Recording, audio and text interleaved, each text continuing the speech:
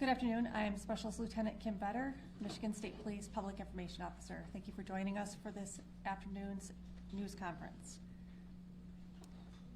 Joining us today is Governor Gretchen Whitmer, Colonel James F. Grady II, Director of the Michigan State Police, James Deere, ATF Special Agent in Charge for Michigan, FBI Acting Special Agent in Charge Reuben Coleman, Sheriff Chris Swanson, Genesee County Sheriff, and Chief William Rennie, Grand Blanc Township Police Department.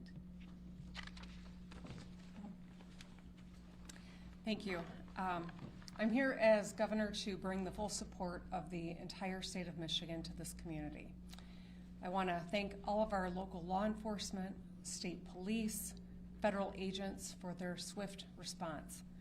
I want to thank local fire and EMS and medical providers for saving lives and caring for those who are still fighting for their lives in the hospital.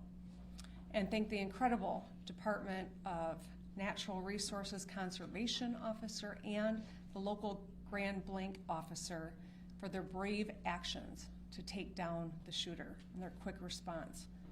I think we can see the best of public service in all of these individuals. As I said, I'm here as the governor, but I'm also here as a fellow Michigander whose heart is breaking by another mass shooting in a place that is supposed to be defined by togetherness and a close-knit community here in Grand Blanc. As a state, we know the pain of this too well. We've seen gun violence in our schools, stores, parades, festivals, and our houses of worship. These are places that we go to feel connected, to feel safe, to be together. But today, this place has been shattered by bullets and broken glass. And this might be a familiar pain, but it hurts all the same. Every time. We cannot keep living our lives like this. I know that this community is reeling right now, and I want you to know that the state of Michigan has your back. Your grief is our grief. I ordered flags lowered statewide, and I spoke with President Trump yesterday, who wanted to share his condolences. We will be here every step of the way and coordinate a full response with our local and federal partners. Folks here at the township, at every level, have been working closely together.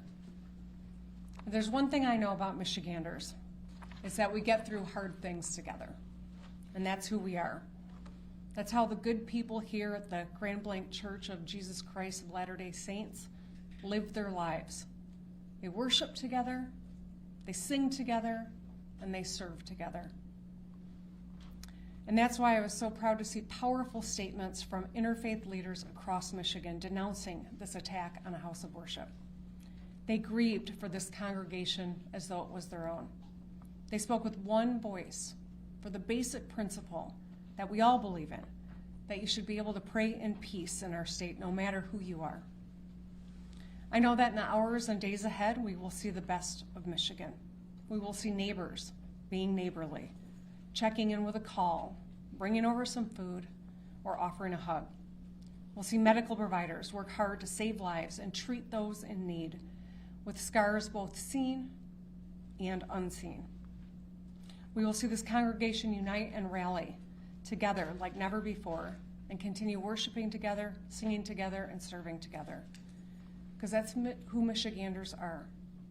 We will stay in close contact and continue to work together. Now, like everyone I know, we have lots of questions. How could this happen? What created this moment? Why? And that's motivated by a genuine motivation to understand, to learn, to prevent in the future. But I want to caution everyone. While we are working hard, while the good men and women who are working hard are doing so with due diligence, at this juncture, speculation is unhelpful and it can be downright dangerous.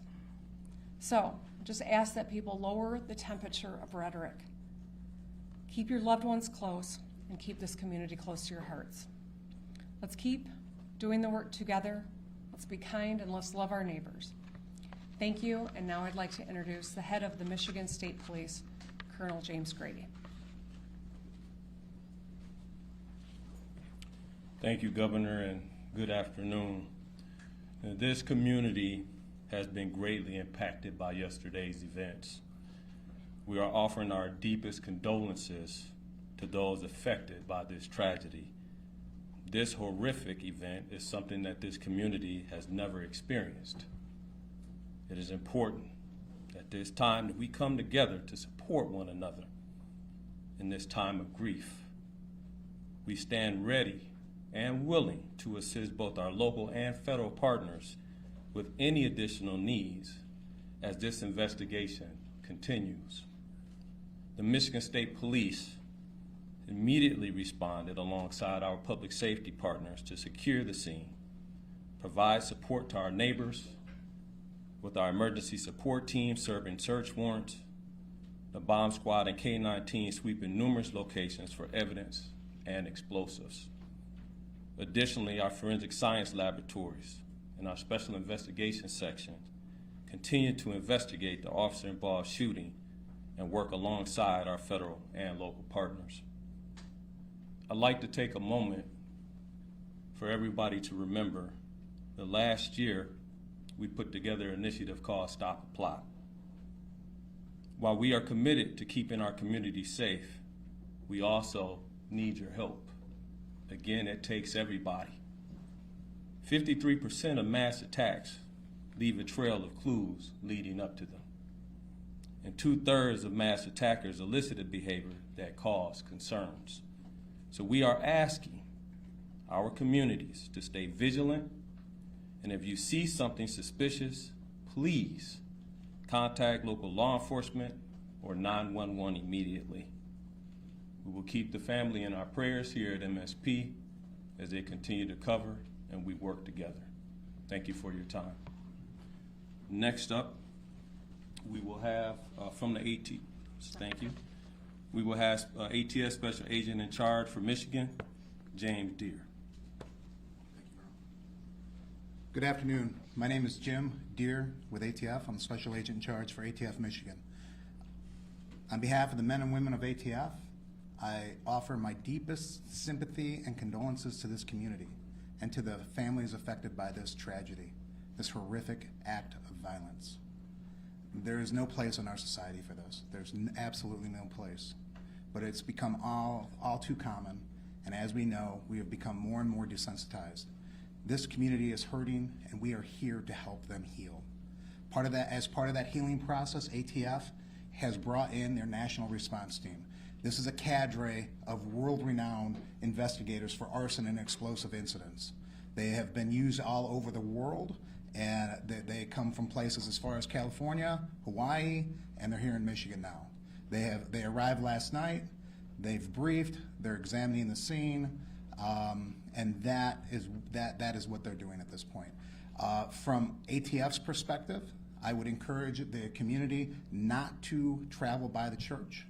Those roads have been blocked off and access is controlled. While that might be a little disheveling for folks, we need that scene security for our investigators as they dig out this scene. So with that in mind, that's our ask for the community. We are also looking at the improvised explosive devices that were recovered during this investigation and looking towards that end as well. I need to introduce the acting Special Agent in Charge for the FBI of Detroit, Michigan, Ruben Coleman.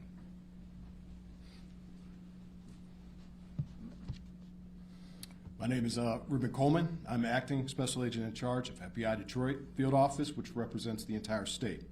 At this time, we wanted to provide an update on our investigative efforts regarding yesterday's tragic shooting at the Church of Jesus Christ of Latter-day Saints in Grand Blanc, Michigan. First, I want to express my gratitude for all the cross-agency collaboration between our federal, state, and local partners. Their support has been outstanding and critical to this investigation.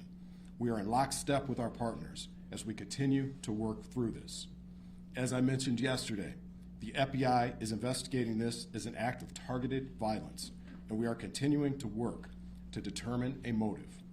In the past 24 hours, our investigative squads and specialty teams have been out all night, exhausting leads, some of which have been coming in from the public via tips.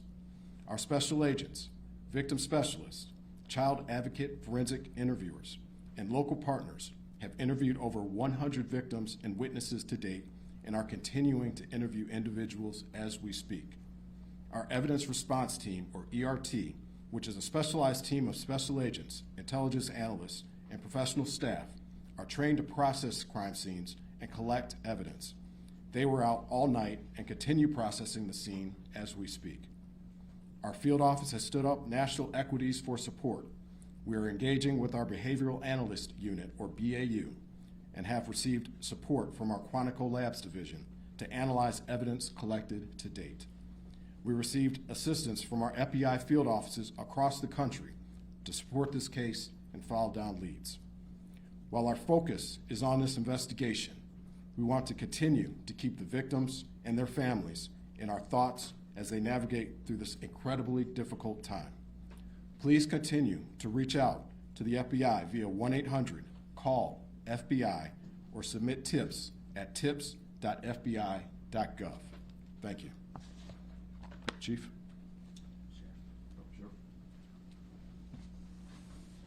You prepare in peace to perform in chaos. I saw it live. I saw what you trained for, what you planned for, and then reality hit yesterday morning on a bright sunny day when people went to worship. But what I also saw is every level of government law enforcement work together for the good of the people. What I witnessed was people putting their lives at risk that had 2 months on the job as an EMT, or brand new firefighters, veteran firefighters, and law enforcement, just to bring a sense of stability to a scene that was chaotic and dynamic. As the sheriff of this county, I see the great people every day. But I want this community to know that those ranks in those agencies that were mentioned before me, we worked together. We worked in concert, and we did the job. And there's more to do. I will tell you, the sheriff's office dedicated every county sheriff medic that we had available, patrol, investigators, we did interviews, emergency management, whatever the task was needed. The sheriff's office worked with everybody that you heard and many that you don't know to bring justice and also order to this scene. But I will tell you, the days are continuing. We have 31 marked cars on as we speak, making sure schools that are in session, in churches that are planning Bible studies, regardless of faith-based, that they will be protected. Anybody who calls in, we will be there like other law enforcement to settle the community and bring a sense of calmness to people. There is an uncertainty, but law enforcement, especially this sheriff's office, will bring that to you. I will tell you that there are noble heroes who do not wear a uniform that went to that church yesterday. You're going to hear their stories as we lay out this case with law enforcement, but I will tell you this, those heroes from that church did their job. And it was led because of a police department. So law enforcement from this township is led by a chief who demonstrated leadership right out of the gate. And my honor is to announce him as the final speaker, Chief Rennie of Grand Blanc Township. Thank you, Sheriff. Evil. This was an evil act of violence. That's exactly what this was. And this is not Grand Blanc. This does not define Grand Blanc and who we are. We are a community, and I am confident that together we're going to build a stronger community due to this incident. Now, an update, this left 5 people dead, 8 people injured. As I said, this is an evil act and does not define Grand Blanc or who we are. At this time, what we know is everyone has been accounted for. We still are in the process of clearing out that church, but at this time, everyone is accounted for. We ask that you stay away from the scene. Let us work to clear this call so then we could get back to normal. That's what we all want. Grand Blanc Township police officers, the community of Grand Blanc Township, we're hurting. And we know that you are hurting as well with us. I want to remind you that we had the Family Assistance Center open. They will be open Monday and Tuesday at the Genesis Athletic Club from 8 a.m. to 8 p.m. That address is 801 Health Park Boulevard Grand Blanc, Michigan 48439. Seek service, let's come back together and be stronger together and better. I'll open it up at this time for any questions. Sir. Only question, when it comes to the act of violence, can you define why it is considered an act of violence, not something more serious like terrorism? I will let Agent Coleman speak to that particular question. Yes, as of right now, we are calling it an act of violence as this is an investigation that is continuing. We are continuing to receive leads. We're continuing to run down all information. And once we're able to ascertain definitively what we have, that's when we'll make those statements. But as of right now, this is an act of violence. Thank you. Can I follow up on that, please? You called this an act of targeted violence. Can you tell us who you believe the target was? A specific person, the LDS Church, another group?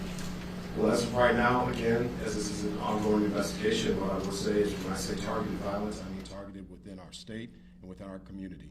Right now, what we are here for are the families and the victims, and we're going to work diligently in order to make sure we can bring closure for them as well.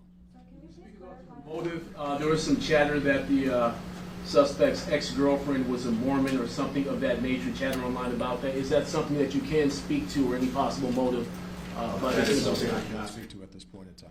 Thank you. I've heard that someone was arrested after driving through the barricade near the church. Can you share any information on that, why they were arrested, maybe what their intentions were? Yes, Chief.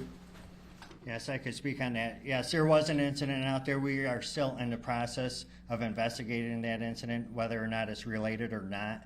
I could tell you that we do have a 21-year-old person in custody for that incident right now. Does the suspect have any prior criminal history or no contact with law enforcement? Are you talking about the suspect from yesterday or today? The suspect from yesterday. The suspect from yesterday has been arrested by law enforcement in the past. And the 5 dead, does that include the suspect or is that another? The 5 dead includes the suspect. Can you give any details on what those prior arrests were? Burglary and OWI. What agencies? Genesee County?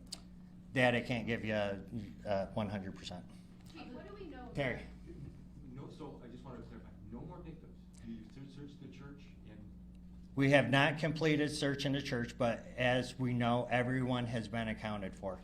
That's going to be all the questions that we answered today. If you, this is our last press conference. If there's other pertinent information that develops, we will let you guys all know and post that on our social media account, Grand Blanc Township Police Department Facebook page. Thank you.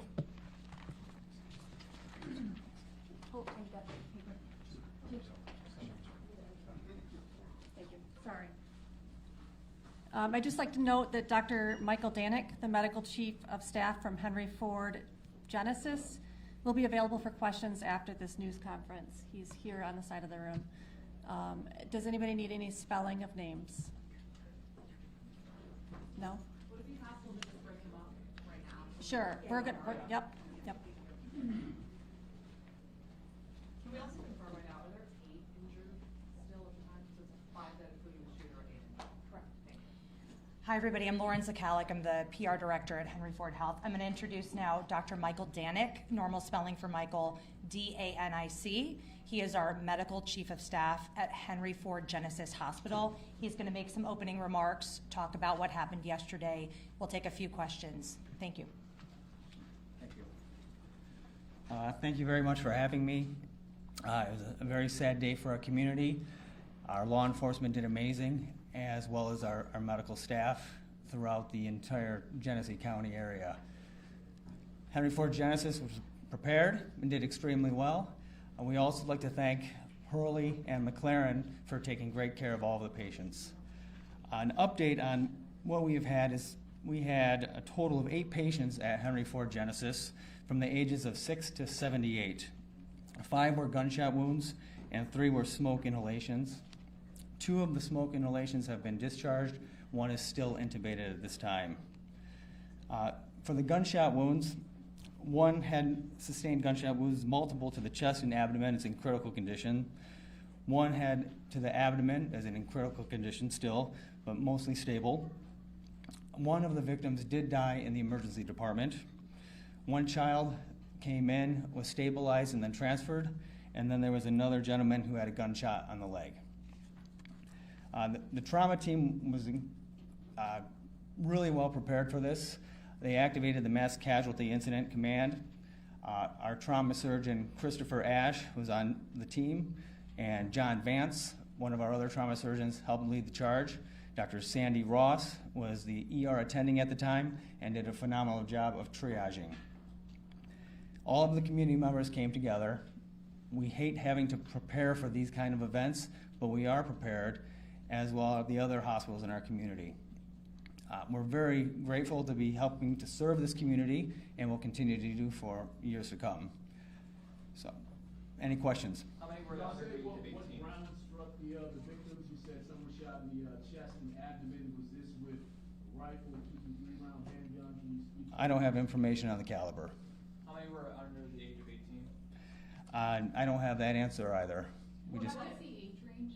it was 6 to 78. Of the people found in the church after it was evacuated, do you know anything about the suspected cause of death of those two people?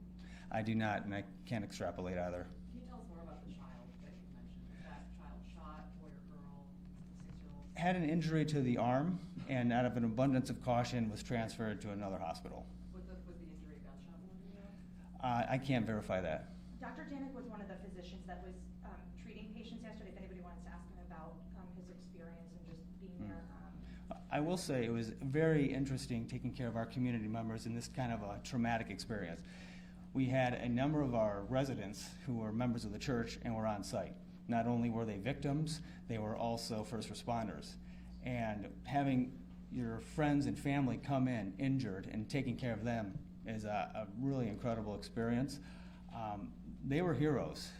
Those on the scene were absolute heroes, going in and out of the fire to drag people out, helping each other take care of the victims on the scene. And the community really came together. We'll take two more questions. I wanted to ask, have you ever seen anything even like to this extent in our community, and what was that like for you to respond to? Never in our community. A lot of us who have trained in the trauma settings have dealt with gunshot wounds, so everyone who's on the staff there has dealt with these types of injuries in the past. It's just strange when it's your community hospital. Last question. I understand there were some nurses that were on strike and wanted to help but then were turned away. Are you able to talk a little bit about that? Yeah, we're very happy that the instinct was to help, and we have a great loving community, and the instinct was there, but I cannot comment on the work stoppage. All right, thank you. Sorry, doctor, just quickly, when you said residents, you meant residents of the community, right? Resident physicians, those in training. Okay.